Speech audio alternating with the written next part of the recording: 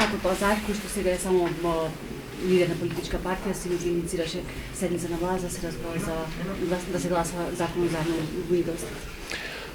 Седницата на влада ја свикав јас и тоа се мои ингеренции како претседател на влада.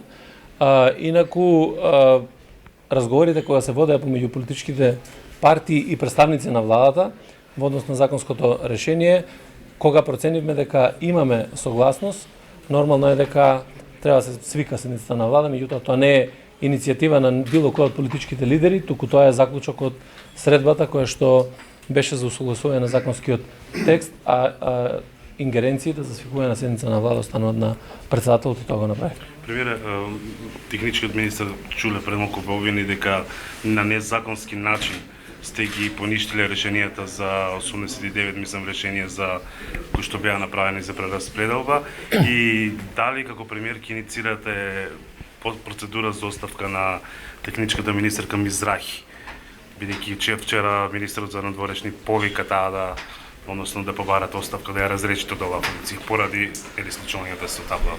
Да, владата донесе одлука да поништи решенија кои што беа издадени незаконски врз основа на законот за влада. Таму децидно е предвидено дека секој еден министер кој што ќе донесе незаконски решенија, владата е таа која што треба да ги поништи и да ги почитува уставноста и законитоста.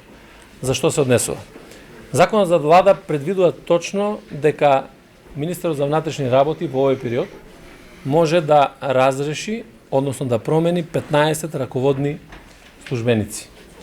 Од тие 15 раководни службеници, министерот за внатрешни работи Чулев до сега ги искористи 14 позиции, додека едната не ја потполни.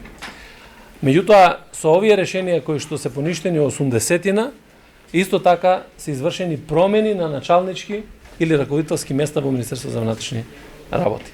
Тоа е спротивно на законот за влада, значи има право на хоризонтални распоредувања, меѓутоа не на промени на раководни структури. Така да јас апелирам, одлуката на владата да се почитува заради тоа што непочитувањето на ваква одлука и свесно кршење на законот влегува во една друга процедура и тука треба да водат сметка сите. И министерот, и раководните структури внатре во министерството, и оние кои што ги имаат овие незаконски решенија, да се почитува одлуката на владата, да се вратат на позициите заради тоа што секој еден и овие двајца министри кои што се во владата треба да знаат дека можат да имаат права толку што се предвидени со позитивните законски прописи. Како што прочем и јас и секој друг министер имаме толку права колку што ни дозволува законот. Спомнавте исчекор позитивен. Околу второто прашање, јас предпочитам да поразговарам прво со министерката, околу тоа дека навистина се нанесува ненадоместлива штета на евроинтегративниот процес на Република Северна Македонија, заради тоа што почитувањето на Уставот не е желба на било кого. Можете да имате различни ставови по одредени прашања, тие ставови да ги искажувате во било кој момент до носењето на одлуките. Меѓутоа, вие имате Устав и за почитувањето на Устав не се води дебата дали се почитува или не се почитува Устав. Јас сакам да поразговараме, да ги согледам сите факти и сметам дека доколку не најдам на разбирање и доколку не видам дека кај било кој министер државните интереси, националните интереси, интересите за остварување на нашите стратешки определби, членството во НАТО и Европската унија не се во прв план, туку партиските интереси секако дека ќе преземаме и други мерки.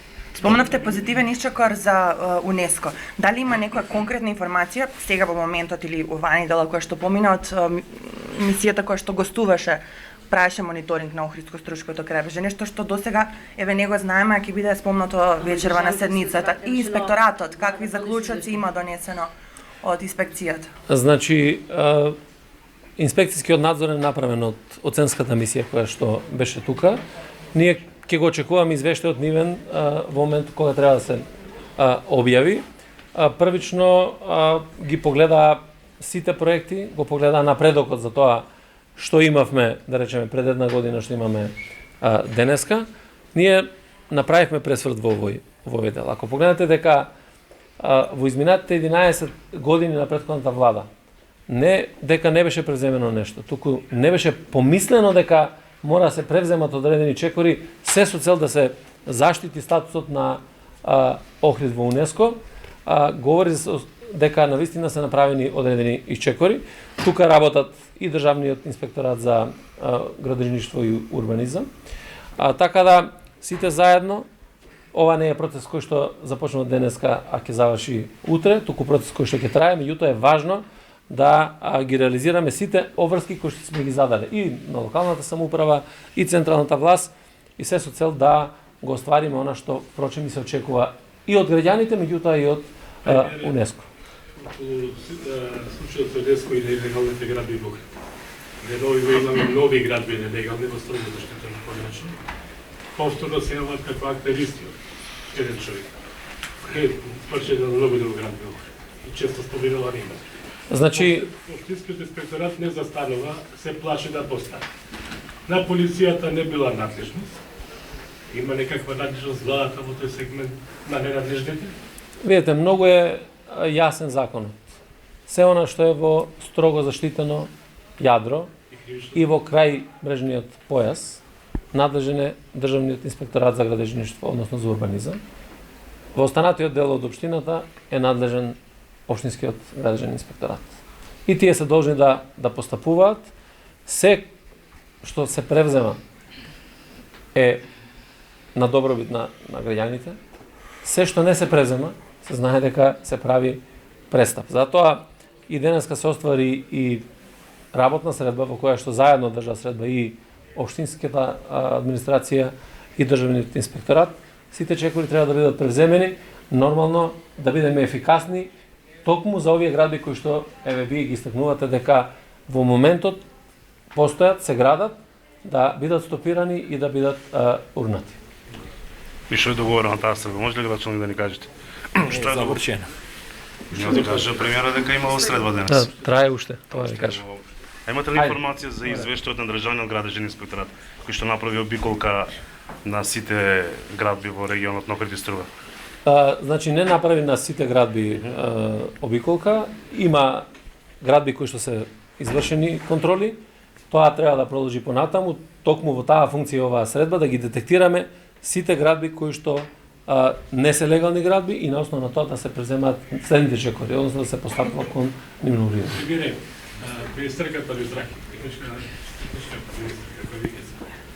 Во неделата беше присутна со службено возило на Министерството на партиски службен во Крушево. Потоа во Крушево така натака. Со закони забрањето така работа, во време на избори предизборни, да не ги преземете нешто, да ги санкционирате таквите редовитни активности на министри. Јас затоа реков, една од темите ќе биде и таа, не само непостапувањето, односно непочитувањето на уставот. Ние упатуваме нормално и апел до сите носители на функции, не само министри, туку секој еден, да знае дека треба да се почитуваат државните институции и средствата кои што ги користат, посебно за приватни или за партиски цели. Нормално, доколку тоа не е случај, има органи кои што треба да постапуваат, меѓутоа и ние како влада и дел од мои надлежности кои што се ќе преземеме мерки за секој еден функционер.